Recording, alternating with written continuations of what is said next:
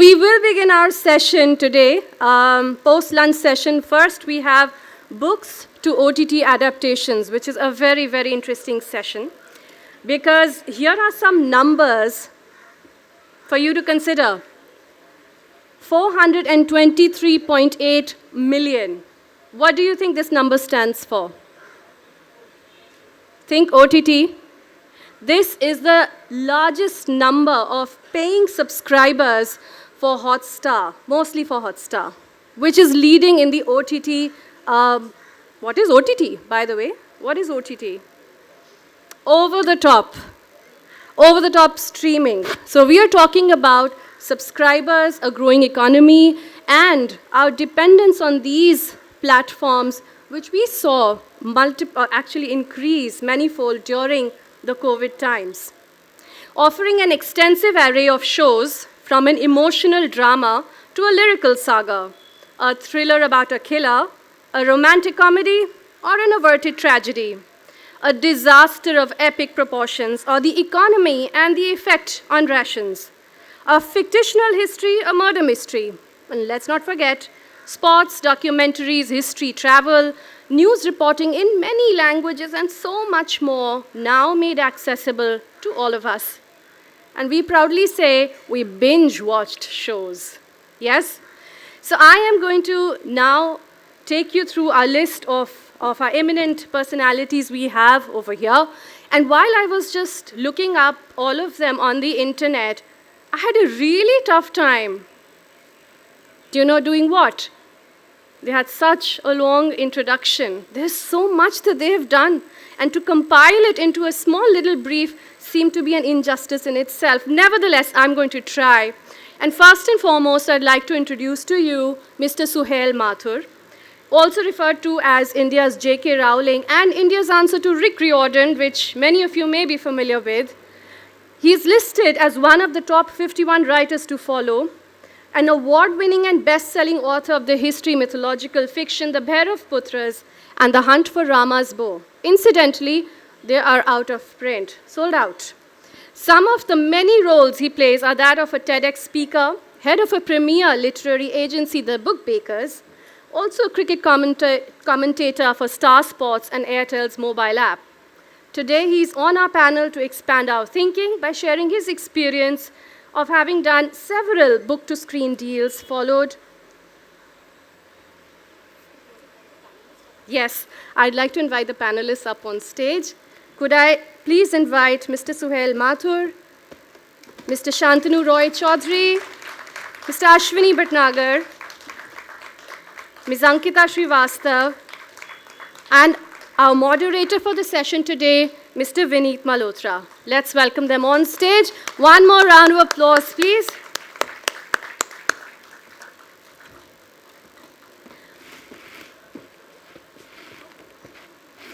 A very interesting profile, I thought, was that of Shantanu Roy Chaudhary, which talks about how he moved from the dry business of being into accounting to living a life of passion with prose, poetry, and movies.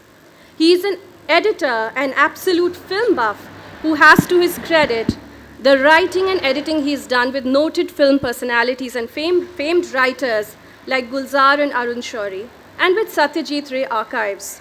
Books commissioned and edited by him have won a national award for Best Book on Cinema twice, and the MAMI, which is Mumbai Academy of Moving Images Award for Best Writing on Cinema. An avid reader from childhood, he wears many hats, that of a poet, an essayist, a published author, a translator, a commentator on Hindi and Bengali cinema, and he has to his credit a book of poems called Whims and a book of essays on films called Icons from Bollywood. In 2017, he won the Editor of the Year award instituted by the apex publishing body, Publishing Next. He's also a regular contributor to the online film magazine called Film Companion. I move now to Mr. Ashwini Bhatnagar, an author, documentary filmmaker, journalist, political analyst, travel writer, communication strategy specialist, educator, a prolific writer with a very wide variety of subjects of writing. He has published 16 books, Some of the interesting books written by him include biographies of the actress Meena Kumari, as well as upcoming books, one on Amrita Shergill and another on Dr. Farooq Abdullah. His book, Operation Khatma, has been bought over for an OTT adaptation. And one of his works is currently being streamed on Geo Prime Movies called Diary of a Kashmiri Pandit, anchored by the actress Deepti Naval. Also written the book, The Lotus Years, Political Life in India during the time of Rajiv Gandhi, and which was nominated for the Best Non-Fiction Book of the Year at Tata Live 2020. I moved to the beauty on the panel.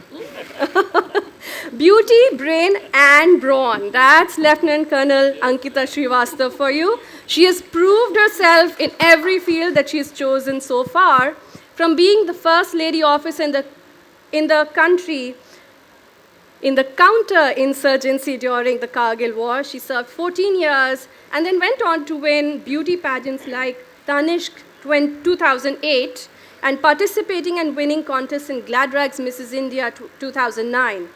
She reinvented herself yet again by delving into the world of writing, of humor, especially military humor, and became a published author. She's an avid writer who has contributed to 20 anthologies and is a Kindle author. Some famous works include Pink Scarecrow, Ehsaas, Choti Si Baat, and Olive Green to Beauty Queen.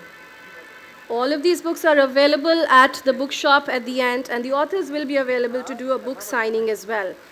Finally, I come to our moderator, Vineet Malhotra, a face and name many of you are already familiar with. He is a primetime news and sports anchor with NewsX, and his presence in the mainstream media is something we're all aware of. He was awarded the Media Person of the Year by Amity University just a few days ago. A man of many talents, he's also an accomplished pianist, apart from being an award-winning journalist. So ladies and gentlemen, let's dedicate the next few precious minutes in listening to them talk more about books to OTT adaptations. Thank you. So thank you for that introduction. Hello to everyone. It's a good day to actually be outside and wear a jacket. And the three of us are wearing a jacket on this panel. So we'll be sweating for other reasons, not because of the weather. There was a fourth one too, but she's taken it off. I just took it.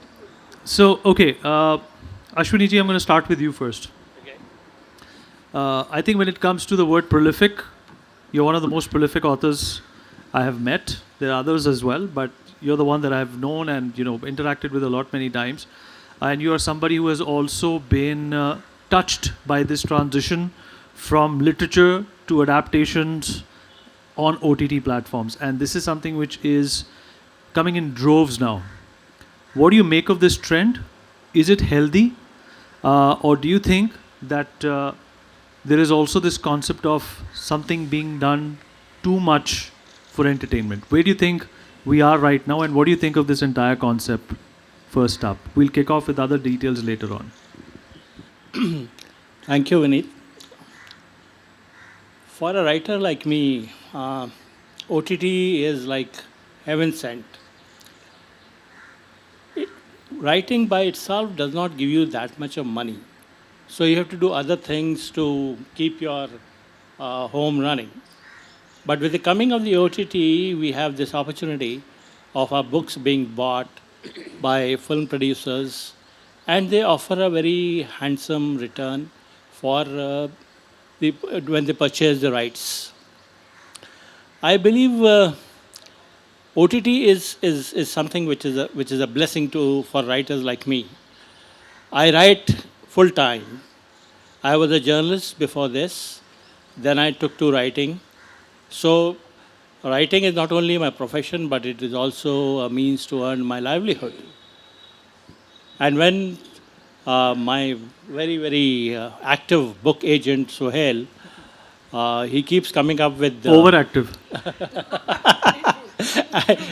And good for us. If he's hyperactive and even overactive, it's great for us because he gets us deals, and those deals, keeps me There going. can be no overactive. Nothing is overactive when it comes to books. We need all the activity, and like Yeah. we can get. It just isn't possible for anybody to be overactive. And Suel, of course, is the most active of them, but works tremendously for us. Yeah, we'll get to his accolades in a minute. Ashwini ji, continue. But I define myself primarily as a writer, a journalist and writer. And my one and only commitment is to my writing. If I get a OTT deal, it's great. Like the icing on the cake. But it is not my staple in any way. I have been working with a lot of OTT producers, directors, script writers. My brother himself is a director, a film director. And when the writer finishes his work and the work is sold to the OTT, my stance is very clear. You paid me, thank you very much. Now you do whatever. I tried working with a couple of screenwriters, and including some very famous ones, but I thought they had a very different version or vision of the story that I had told. The basic facts were there, everything was there, but a bit of masala here, a bit of emotion there, and a bit of what the audience wants. Somehow I thought I should pull out of it and say, look, you do whatever. It reminds me of the classic example of R.K. Lakshman's, R.K. Narayan's great book, Guide. When Vijay Anand took over and started making the film and he invited Narayan to the sets, he went there and he walked off in a huff. He said, what are you doing with my book? I just can't stand this. But the fact of the matter is that at the end of the day, the story was great. How RK had visualized it was great. It still has its charm. And what Vijay Anand did with it, how he interpreted that story Guide, was itself a classic. So he has his creative vision of a story told by a writer. So my belief is that once I have done my book, I let the other person, the directors or the screenwriters, vision take over. Let them do it because they know the cinema, they know the craft. I have done my bit. I write. Isn't there dilution of the vision that happens? No. When a book turns into a script, and how much are you willing to, in fact, dilute your vision to make it into a movie? Has that happened to you? Yes, it has. And yes, I had this Operation Khatma book. Initially, the producer gave it to one of the best-known script writers in Mumbai, and he has won 3 Filmfare Awards, and he has done very largely applauded films. He gave me a version of his take on Operation Khatma, and I completely and very angrily disagreed with him. At the end of the day, I told the producer that I'm pulling out my book. So he said, no, we want your book. So I said, then this guy has to change the script. It has to be faithful because it's a true life story. You can't play around with it and bring in the romantic angle or the comedy angle. It's a serious operation. Okay. All right. Suhail, I'll come to you now. In fact, if you're familiar with the new movie that's about to come, Miss Chatterjee versus Norway, that was actually a book that was represented by Suhail, and now it's being turned into a Bollywood movie. My wife's right there. She's fond of Thank you. Bollywood movies. She'll definitely look out for it. My father-in-law is also there, and so is my mom-in-law. Just letting you know. Nice. If I act weird, it's because... Just kidding. So Suhail, tell us about this journey. And you were actually first-hand involved in seeing something go from being written to being produced and directed. So how was that journey? Was it tough? Was it a tough sell, or were you a passive observer of what was going on? Thank you so much for the question, Vineet. You were introducing your family, and I think it's a very opportune moment because, as I was telling some of the panelists, that place is exactly where I got married. So I got married at the club right over there. So, Also flanked by my own family over here. So I think it's very important that you have a knack for finding the right kind of stories. That's one. In certain cases, what happens is that there are stories that touch you organically. So I remember as a law student in the early part of the last decade, this was a case that had really come to the fore, and a lot of people were discussing it, and the sheer audacity of the Norwegian child protection services to separate children from their parents. It's even happening today with countries like Germany doing that, and a similar struggle is continuing. But that case obviously caught on, and the sheer fight, will, and determination that this lady showed. Because at the end of the day, she was fighting several battles. She was not only fighting the Norwegian government, she was also fighting a language barrier because she wasn't well versed in English. And as luck would have it, she was eventually also fighting her husband, who later on, wasn't committed to the cause because of his own vested interests.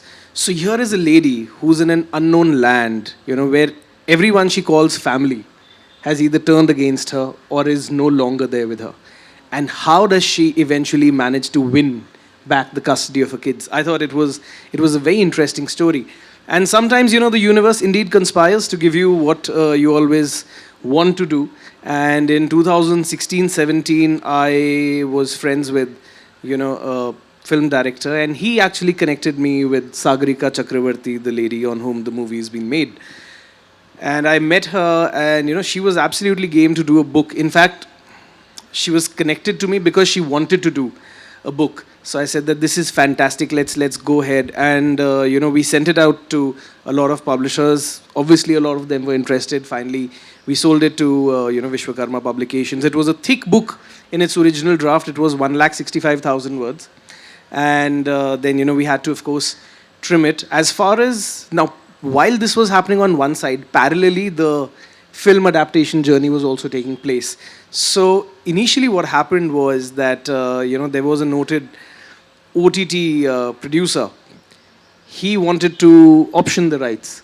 So he took up the book from us, and then after the first year, the term for the rights was for a year. And once the term expired, he renewed it again for another year. And when that year, lapsed, Sagarika told me that, Sohail, I think we should look at a few more people because I want to see it on screen. So like Ashwini sir said that, for him, maybe the monetary consideration is a more important parameter, much like what I believe too. In her case, she wanted to see it on screen. It was a personal story, that's why. So she said that let's try looking for someone. So as it happened, the writer who had actually worked on the book, on the screenplay for this OTT producer, he also got very charged up, while writing this, and he said that, look, let us all try to figure out who the best person could be. And then we had a conversation, and he told us who he knew, and finally we took that book to the producer who's eventually brought it out. And that is MA Entertainment. And within a span of a couple of years, the movie's been made. So we were kept abreast about each and everything, and we knew that once an actress like Rani Mukherjee was signed up, the movie would be big. In fact, it also stars a leading Bengali actor called Anirban Bhattacharya. We also have an author by that name, and I keep on teasing him. He's someone Shantanu has also worked with. So yeah. Best actors. Probably the best thing that has happened to Bengali cinema in the last few years, Anirban. Just about the best, yeah. We'll check him out for sure. Okay, Shantanu, I'm going to come to you now. As someone who's written extensively, you come from Bengal, you've seen these, transitions happen from literature to adaptations. What do you think holistically is the positive about this, and what are the challenges? Thank you, Vasant Vihar Club, for inviting me and having me on this panel. Thank you, Vineet and Suhail, for suggesting my name, and it's wonderful to be with all of you. I am ambivalent about the whole thing. That's a good word. I like that word. Yeah, because I don't think... Conflicted about it. Yeah, in the sense of I see the benefits that Ashwini ji mentions. I see that. As somebody who engages regularly on cinema, I love that. There have been books, for example, a couple of Manu Joseph's early works. I actually began editing and spoke to him, and actually gave him sample screenplays of, this is so visual, you should actually get it done. This was 10 years, 12 years back with Serious Men and Illicit Happiness of Other People. I actually told him that, these are sitting to be made into, and obviously Serious Men got made. I reserve my comments about how it got made and what happened to the film. But as somebody who has dealt with in books for the longest time, who loves the book as a medium which is entirely different, like the written word is entirely different from what you see on screen. I think this OTT adaptation thing is not doing justice, or is not serving the interest of the good reader. Like in the sense of the reader who wants to actually get into. So I'll give you one example. These days, increasingly, I'm getting book proposals in Excel sheets. And I thought I'd left Excel sheet back 20 years back in my accounts days. I'm getting Excel sheets because proposals There's so many of them. No. The author, what he does is, I'm attaching the proposal with the Excel sheet mentions 2 seasons of the book, 8 episodes. These are the things that are going to happen. And you read the thing and you know that the author has not even attempted to look at the written book, the book as a written thing. It's his approaching it. These are entirely 2 different correct. Mediums. If you are writing for cinema, you are actually doing away with a lot of the clutter. In text it's not clutter, but otherwise you'll have to do away with a lot of the clutter that you are... Superfluous stuff. Yeah, and not superfluous. Like a book will get into the mind frame of a character through words, for example, let me just take you one example. This one, The Outsider, this French, one of the greatest French novels by Camus, begins with, mother died yesterday, or could have been the day before. So how do you then translate that into cinema? Who are doing that? The writers who are sending me proposals these days are actually making it totally devoid of these nuances. They are not actually getting into the character of the story. They are not getting character of the various the nuances of the characters, the kind of description that a scene requires.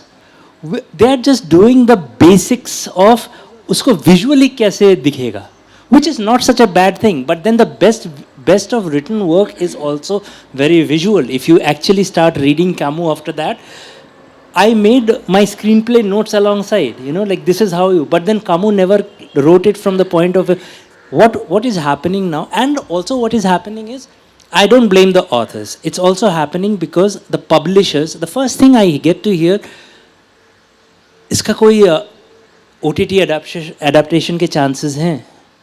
अब अगर नहीं है, so you are actually trying to tell me that you won't do the book because it is not OTT or visual friendly? That's a big challenge. That's a big challenge for an author.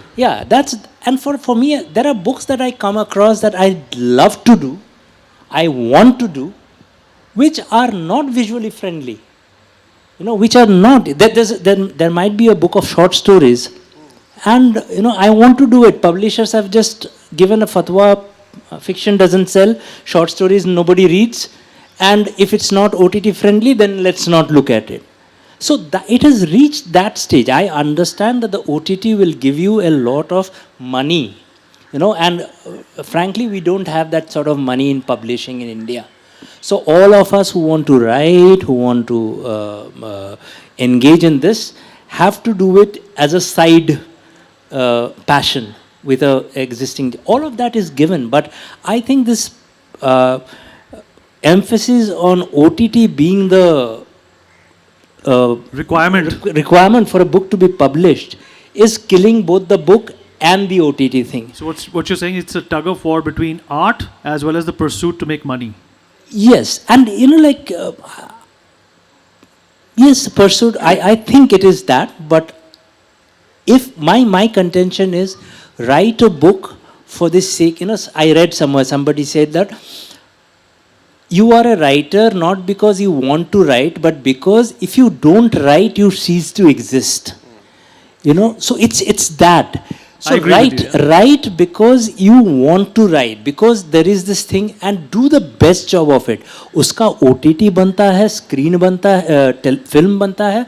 Don't let that dictate. And publishers have to come in on that. Agents have to come in on that. Suhail must not tell me that dada iska bahut badhiya screen potential hai. I don't want to hear that for a book. I don't want to hear that for a book. The book needs to stand on its own. And if the book has a OTT potential, it will get there. But there again, I have to insist that the author stand by his work. You cannot maul a book beyond recognition. Unless, of course, there are cases, there are instances where a very mass marketed book, for example, I know of a new series that is coming up, a spy series that is coming up. It's a book that I commissioned when I was at HarperCollins.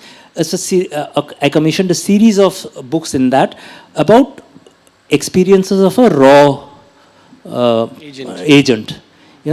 Terrific experiences, but the writing was crappy.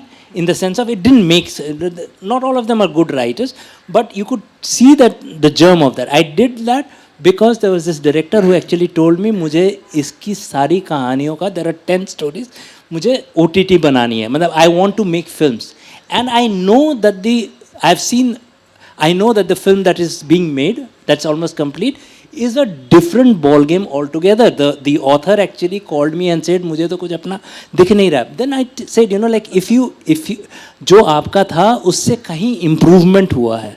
But then the filmmaker has to be. How do authors feel about that? If you tell an author, what you wrote, we are making an improvement to that, I would be offended. Yeah, so that's where most authors don't. They are so driven by that money कि अच्छा ये इतने लाख आ रहे हैं, I don't mind what they do with my text. I would mind. I don't like when I write a poem. Yeah, Ashwini, you had to say something to that. You want to respond to that? What I was saying was that... would you be offended if somebody told you we are improving your work? Yeah, the book is... I own the book. Okay, the idea, the writing. You, more than the book, you own the thought behind it. Yeah, so basically it's how I write it, how I want to present a certain situation. If you tinker with it, then I would not only be offended, I will just move away.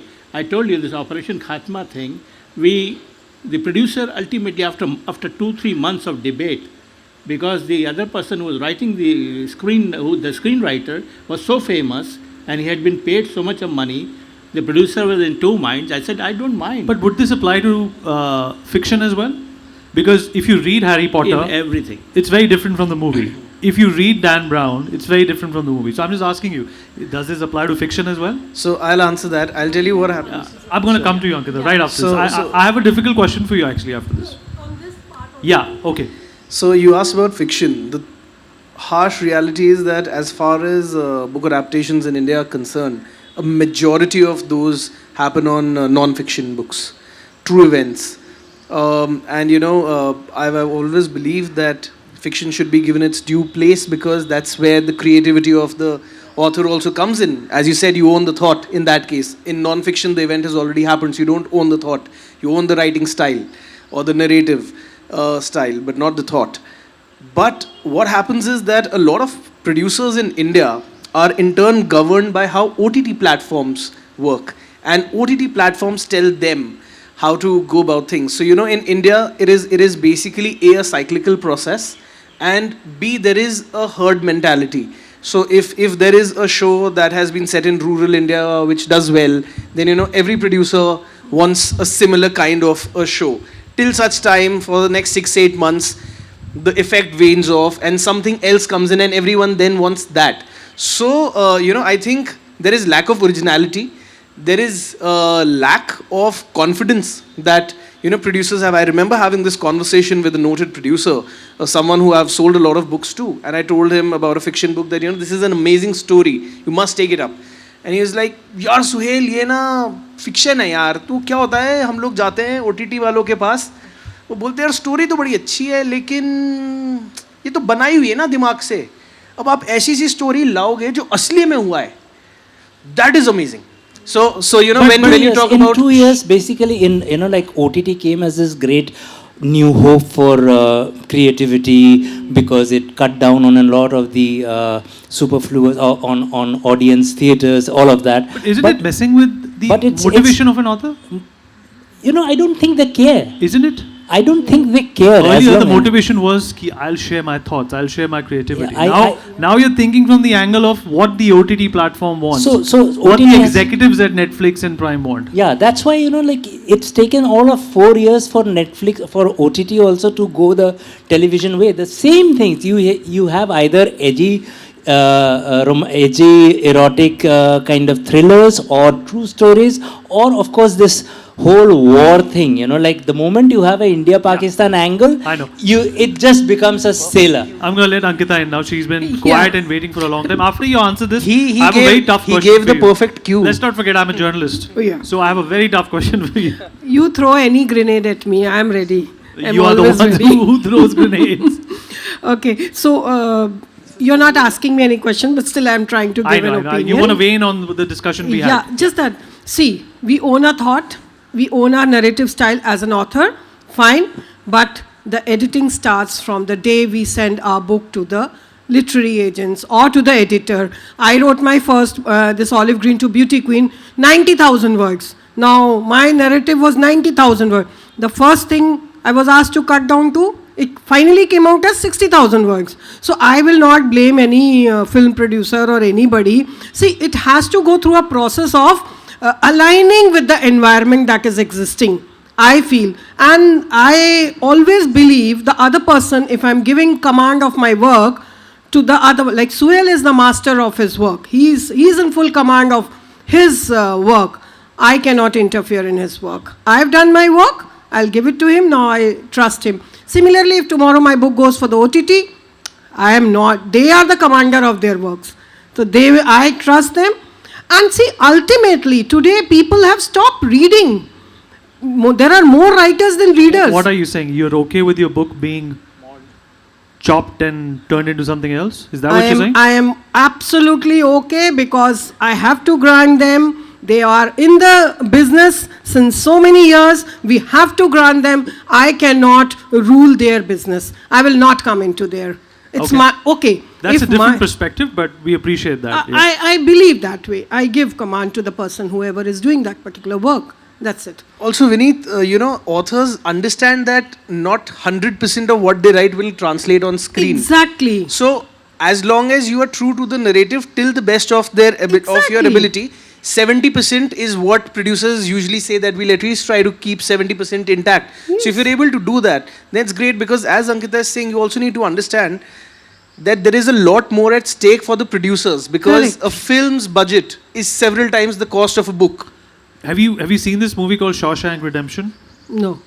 It's a very good movie. It's considered to be the greatest movie of all time. It was written by Stephen King. Okay. In that movie, the main character is black. Okay. In the movie. Okay. But in the book, that character was white. Okay, but when you put this book in a prison in Oklahoma, the whole dynamics change, right? So that's the kind of backward bending that Stephen King was ready to go through. Yeah. So I'm just saying there have been instances. Even for example, The Godfather. Yeah. The film is if you look at it, it's a huge improvement on, like if it's possible, the whole series. Nobody knew the book before the movie came out. Absolutely. So, and I'm sure a lot of liberties were taken. Stephen King of course, I think himself rates Shawshank Redemption as among the worst of his own things. You know, like he's not very happy with it. Yeah. But The movie is number one. It has a hammerlock Yeah. on IMDb as the number one movie of all time. Times, yeah. So obviously there are those when you have signed off the rights for a film for a book, Yeah. you are leaving it to the OTT. But I think So at times it works, right? So that's the point I'm trying to make. Let me ask Ankita a question as well. Yeah. There have been a lot of movies lately, adaptations, which are focused towards our heroes, our shaheeds, the martyrdom. Yes. We've seen a number of movies, Sher Shah and whatnot. Do you think that this is a trend which is monetary or lucrative in nature, or do you think that there are enough stories in our country to make movies and adaptations about them? Absolutely. The second part, see, there's always a shift in the scenario, I have noticed. And all of a sudden, people started realizing there are so many stories in the uniform services that we need to tell them. Why every second series on the OTT is all about Raw? Why? And now they've started showing women officers. Even Pathan is about Raw. Pathan is also 1,000 crores. Everybody. I mean, I don't want to leak Pathan out. about Raw, let's not talk about it. That's a thing for another discussion. Yeah, I can't name certain things and I cannot talk about it in a public forum because Raw is definitely a body which you don't discuss about it openly. But then, like, every time we are seeing, acha, and they will have a typical thing, the lady officer or the main character having a huge problem in her or her personal life, but doing a good job outside in the uniform behavior. That's a very funny kind of an adaptation. So, we ignore that. We ignore that part. It is a trend. No, Okay. it's a trend. All right. I think it's because there's a lot of jingoism that goes around. And one way to get everybody on the right track, the voices on the right track, is to make something that is patriotic, you know. So you have Pakistan as an enemy in a serial. A You drubbing ground. Yeah, so you have the whipping boy as Pakistan. Yeah. Everything works. Correct. You know, you get your sponsors, you get the whole troll army behind you. You know, will not look at the nuances of how it's been made, as long as it has a few Jai Hinds and all of that. So I think that's where it's also Right. playing. And Ashwini ji, I wanted to ask you a question. Just wanted to add to this, Go Vineet, ahead. what happens is that when you are having too many of such army stories, then sooner or later, producers will look for a differentiator. So what happens is the usual peg is that, there is a battle, someone will go to war, and whether they win or not, that's the usual, But setup India that's has always happening. been a place where trends work. In the 90s, But there are- Bollywood but there only are- made movies about ashiki. That's correct. But now And there a are girl so and a many guy different having stories. parents who don't get along. So we are ruled by trends. There are so many different stories within that circuit. For example, Ankita's own story. Like, she was one of the first few ladies who joined the army. And after, she retired from the army, she went into a beauty pageant and won at the beauty pageant. So imagine a scenario where someone who's from the armed forces, tough as nails, goes to, a beauty pageant, and what are the challenges that she faces. So it's an army-driven story with a different twist. We did another book with Shantanu Da, which is called The Battlefield Brothers, with this well-known actor, singer Karan Oberoi. Now that story is very interesting. That story is a family drama set in the backdrop of war. It's basically set in 65, where two brothers go to war and both of them win, but they come back with different perspectives. The first brother and the father feel that war is something, and engaging in war is something to be, proud of. The second brother and the mother feel that war should be avoided at all costs. Now they have a third brother who wishes to join the army, but what happens is that the family gets divided on ideological lines. He nonetheless participates, and as luck would have it, his entire battalion loses and he is missing in action. So there is a presumption that he's died. So the second brother calls up the first one and says that, look, our third brother's blood is on your hands. And he says that his body hasn't been found, so are you so sure? And then what happens is that these two brothers go in search of their third brother, find him, and defeat the enemy. So, it is a very strong family drama at its core. So these are the differentiators nice. that, producers look at.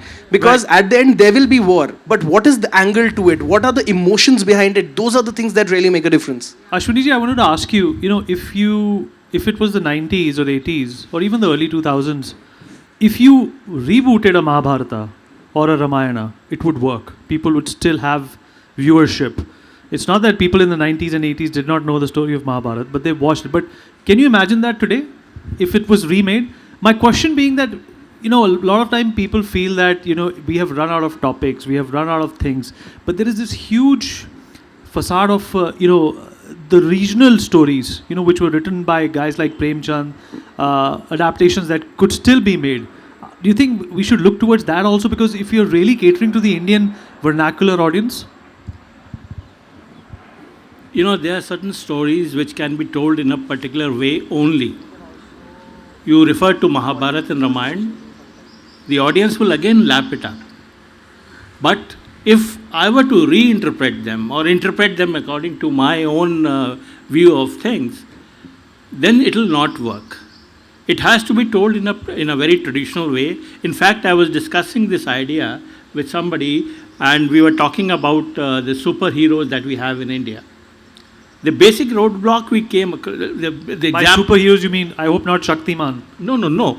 Like Hanuman. Hanuman. But the basic roadblock that we hit was that the moment you start humanizing Hanuman, it becomes an issue. So you can't do that on OTT platform. You can write a book about it, but you can't do that. So there are certain stories which have to be told in a traditional way. There is no other way you can do it, and we should stick to it because audience will reject it.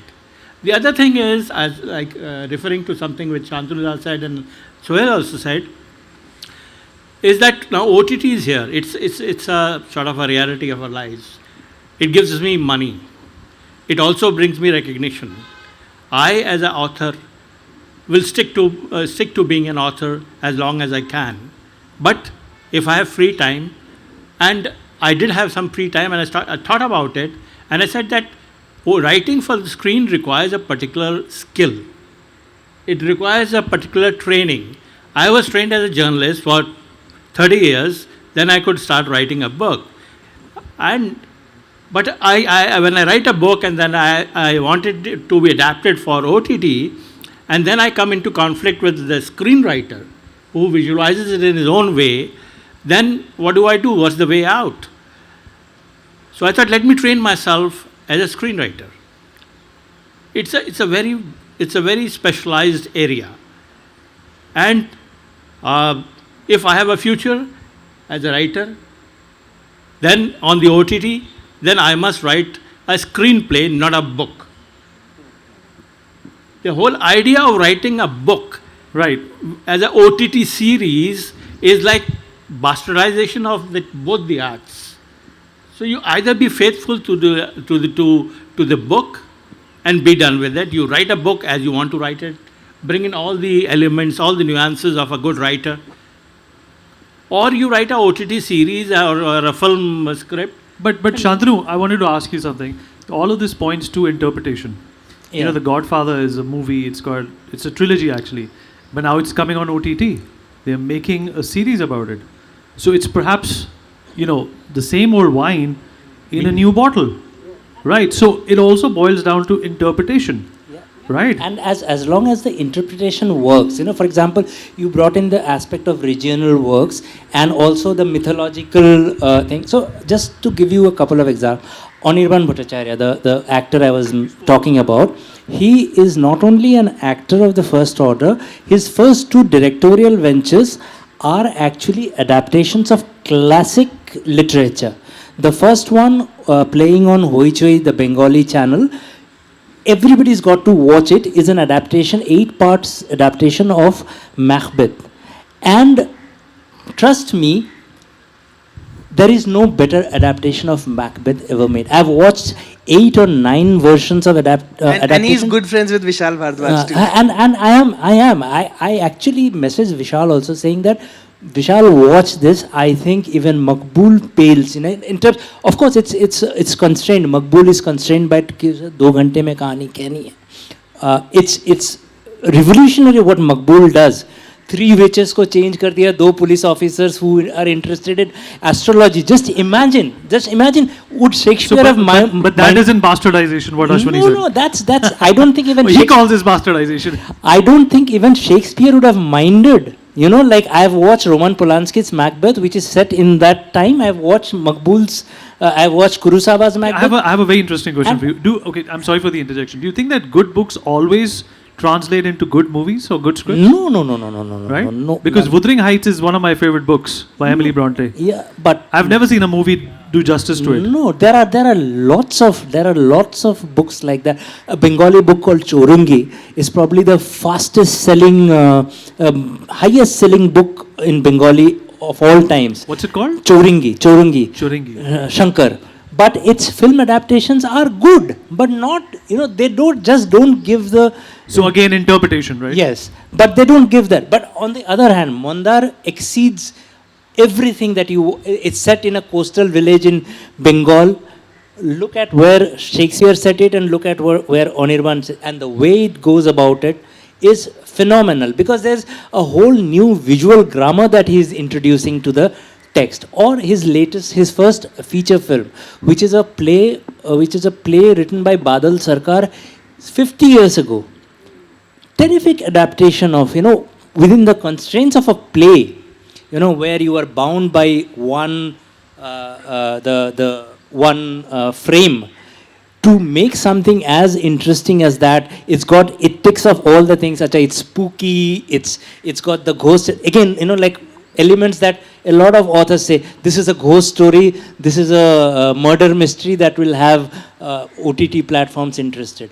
Badal Sarkar wrote it in 65, 66, if I'm not mistaken. And what a terrific job of adaptation he does, Anirban does. So it's all a matter of actually interpreting how you translating the written grammar to the visual grammar. And the author, actually, if the author is alive, should actually be a part of it, should not let go of that creative license unless he is convinced that, for example, my author of the Raw series of books was convinced that what the director has done is an improvement like anything else. Is an improvement he wouldn't have managed, and he agrees to that. I agree with that. So it just works that way. But I think this thing about I've written a book which will be a OTT series is killing both the book and the series. Suhail, as a literary agent, how difficult does it get for you while signing on authors? Just one second, Ankita. How difficult does it get for you while you're signing an author? Looking at the commercial prospects of what they bring along because of their book or script, or the original message that they want to give out. Do you ever find yourself stuck between the devil and the deep blue sea? I think that's an interesting question. Just wanted to add something. You asked a very pertinent question that if we were in the 80s, you had Ramayana and a Mahabharata. I just wanted to tell all of you a very interesting piece of information that we're working with Mr. Moti Sagar on, the making of the Ramayana. And he told me that when, his father, Mr. Raman Sagar's son, so he was saying that when he went with his father to Doordarshan to pitch the idea of Ramayana, it was actually rejected by the gentleman who was hearing it. So Ramayana was rejected, and just at night he was sitting with his wife and he said that, someone came today and was pitching the idea of Ramayana. Who's going to watch it in today's day and age? And the wife said that everyone will watch it. Please call that gentleman back. And that's how the show actually happens, little nuggets of information that people don't really know about. Coming back to your question, I think it's very important to know where you stand. So fortunately what happens is that when people send out scripts to me, they are exactly that, scripts. We know or possibly can understand that this has a better chance of a visual adaptation. Yes, but I think it's important to know that this is what the initial product would look like. So my first consumer in most cases is the publisher. Because if the book does well, then a producer would want to buy it because they'll say that it is based on the best-selling book XYZ. If it's not released, then it's not a best-selling book till then. However, what is also happening now is books are being sold even before they are released, because producers want to eliminate competition. Once a book is out in the market, then there could be several people vying for You it. can bid for it, literally. Yes, but if you know I the have been person told by concerned. producers, boss, there's this idea. Do you think anybody can write a book so that we can time the release of the OTT with the book? So it's reverse engineering in a way. So we're running out of time. Yeah. Ankita wants to make a So point. I just After that, want- we will wrap up. I have a question for Suhail after this. Yeah, But after I have this point. Like when Suhail has given me another project, very kind of him. I'm writing another book now, which will be a book of first for women officers of Army, Air Force, and Navy, which they achieve something first. Now, when I rolled You're out going this to give me idea, that book.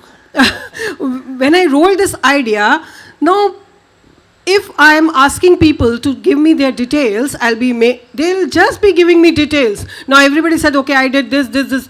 I told them, we are not making an info brochure. I'm going to put Fool Patti in your narrative.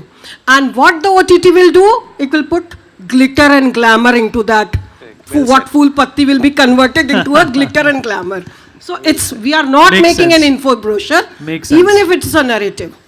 Non-fiction I'm talking about. Absolutely. We've almost run out of time. Suhail, I have a last question for you. Do you think that, when you sign on books, you also have to know what the pulse of the public is at that point in time? Because I feel, maybe I could be wrong, that if you make a biography on a Kohli or a Rohit Sharma, it's going to tank. Because you've had so many of them. And there was an era for this. When it started out with Dhoni, there were a few more made, but most of them tanked after that. You think that this is perhaps a trend that people latch onto in the beginning and then it phases out? And a smart person will know what is going to work today. Absolutely. A visionary, basically. Absolutely. So it is going to phase out, but what happens is that till such time it phases out, there Do are you think going a to be some. biography on Kohli will succeed? It'll definitely make money for the author. so I think that purpose. That's will a no. work. So I'll tell you what. In fact, publishers have reached out saying that they would probably reserve the highest advances if someone was doing a book on Kohli or Dhoni. Sachin got 1 crore for his book. How Yeah. high can they go? Exactly, but And what a book. What a that was also. sleepy. The one with Boria Majumdar. Yes, Yeah, yeah. absolutely. Well, there I was know. bore in the name of the author itself, so can't do much about it. It's being used to No, hunt yes. down mosquitoes. You see, biographies will work in the OTT space or in writing only if the author is honest about it. If they're going to, what's the point of doing a biography or an autobiography if you're not being, if it's going to be a PR exercise? You can just get your, Absolutely. you know. Very true. My biography, Olive Green to Beauty Queen, is a super honest confession of mine. And as Very far interesting.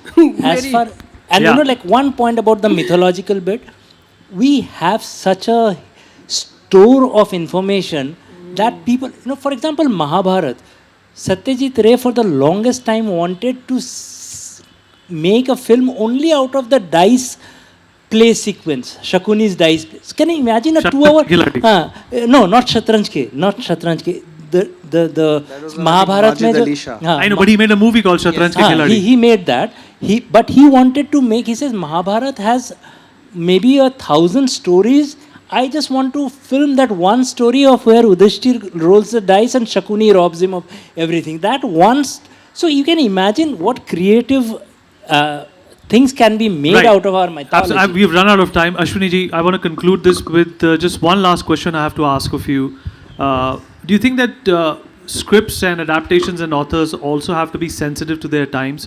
Do you think a movie like a Jaane Bhi Do Yaro, with that last sequence of the Mahabharata, where all the mythological characters are basically stripped of their original repertoire, will succeed today? Do you think the guy who played Arjun in Mahabharata, who was a Muslim, Feroz Khan, could do that today? So my question being, do you think that you also have to be in tune with the times? I think what we are missing out nowadays for the last, a decade or so, is satire.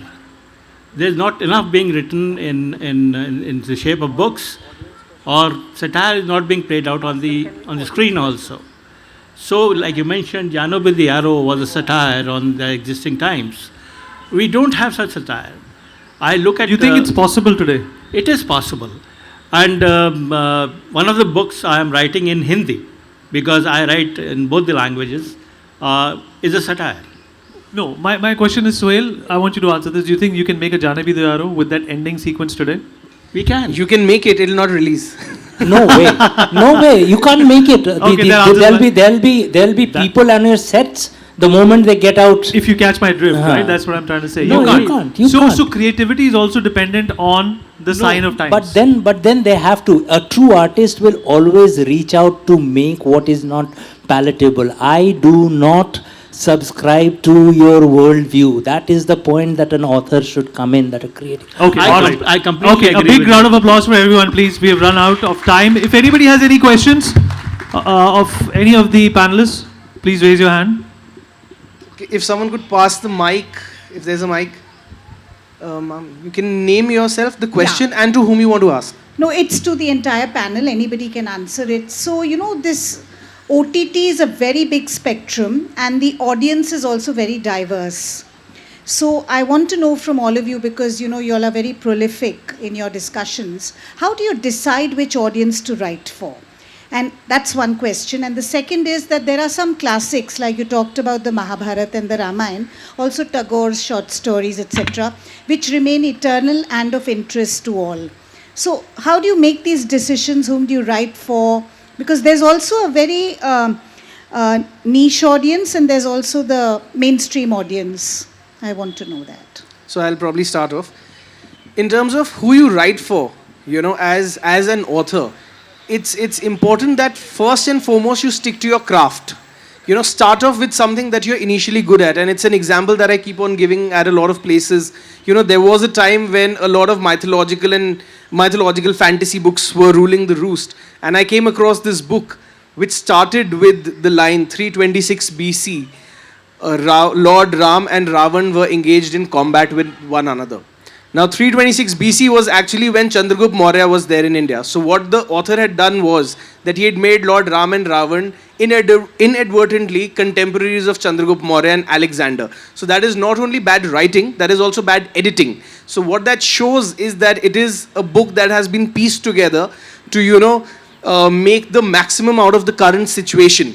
So what that does is that, probably your first book will be sold. Your friends, family, relatives, or people interested in that genre will buy it. But in the longer run, it proves to be detrimental, because when you do your next book, people will have a preconceived notion about the writer, and that may not translate into sales. So it's very important to either write something which you have a genuine flair for, because if you do have that, you will make a mark.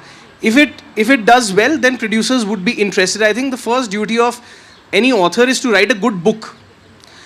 The problem is that a lot of them, as Shantanu was saying, they want to see whether it will be turned into a good series. But everyone has to clear stage 1 to reach stage 2. Okay, And as hope far that as answers your question. Adaptations, you mentioned Tagore as an adaptation thing. One of the finest adaptations of Tagore was made by Satyajit Ray when he made Charulata out of Noshtonir. And Satyajit Ray was put to the sword by people who said he has he has messed up with Tagore like anything. Satyajit Ray wrote a long essay saying how Charulata as a film is different from Charulata as the short story.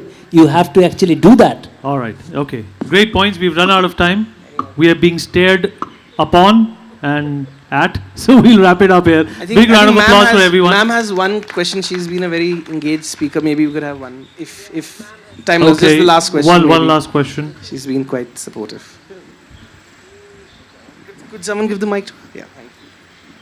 नमस्ते मैं journalist साहब से पूछना चाहती हूँ कि आपने अभी कहा कि सत्यजीत राय साहब had pop this little genre का सीड कि शतरंज का जो चौसर का जो खेल हुआ था महाभारत की बुक में, उसके ऊपर वो बहुत बड़ा इंटरप्रिटेशन बना सकते हैं, बहुत बड़ी चीज़ बना सकते हैं. आज 2023 है, तो मैं बाकी सब मैडम सबको पूछना चाहती हूँ कि does that point gel today? आज वो अप्लाई करता है? सत्यजीत राय साहब ने बोल दिया, तो does it apply today at all? Would anybody care to make one film on that topic at all? So, ma'am, that is precisely what we were saying, that it, at the end of the day, depends on individual interpretation. That was Satyajit Ray's interpretation and what he said. And I think if we start following other people, then we are losing out on individuality. I agree with you. If we are not individual, then we are merely clones of one another. And he mentioned Satyajit Ray's dice. You know, nature has a way of doing things. So he was inspired by that, and today he and I are working on a book on Shakuni, which is being authored by Goofy Paintel himself. So we are working on a book where he is giving a perspective on the Mahabharata from Shakuni's point of view. So, you know, you all try to use the mediums that best suit the way. Okay, I think we've run out of time. We've run out of time. Thank you. Thank you, everyone. Thank you. Thank you so much. You've been a fascinating audience. Thank you so much. Thank you And so thank you, much, Vinny. everybody. Let's put our hands together for a bigger round of applause.